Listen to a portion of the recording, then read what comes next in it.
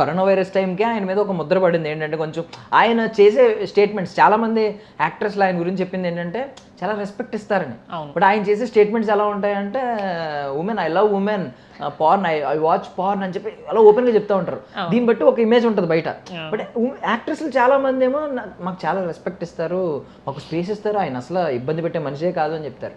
అయ్యో అట్లా అంటే నేను యాక్చువల్లీ సార్ దగ్గర నుంచి నాకు కాల్ వచ్చినప్పుడు, సార్ వాళ్ళ ఆఫీస్ నుంచి నాకు ఫస్ట్ కాల్ వచ్చినప్పుడు, నేను బేసిక్లీ అప్పటికి చాలా ఇంటర్వ్యూస్ ఇదంతా చూసాను. ఆబ్వియస్లీ ఇండస్ట్రీ వచ్చాము ఎవ్రీబడి విల్ నో ఆర్జీవి. ఇండస్ట్రీలో ఉన్నా, బయట ఉన్నా, ఎక్కడున్నా. లైక్ ఫస్ట్ కాల్ రాగానే వస్తాను అని చెప్పాను. అప్పుడు లాక్డౌన్ నడుస్తుంది, వస్తాను అని చెప్పాను. బట్ స్టిల్ ధైర్యం రాలేదు వెళ్ళడానికి.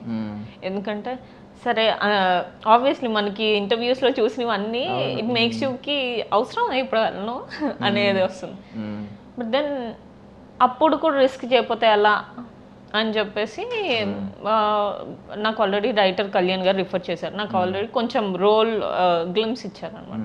So it's good role, why do you want to miss it out అని చెప్పి నేను మళ్ళీ ట్యూన్ చేసుకొని మళ్ళీ నెక్స్ట్ వీక్కి నేను వస్తాను అని చెప్పి వెళ్ళాను. వెళ్ళిన తర్వాత నా perception about thinking about him has changed.